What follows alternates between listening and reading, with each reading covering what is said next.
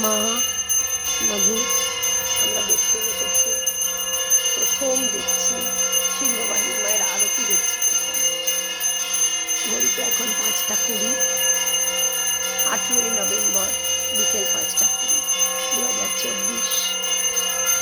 এই দিদি গোপালদের নিয়ে এসছেন, গোপালরাও বসে দেখছে মায়ের আরতি। জয় মা সিংহবাহিনী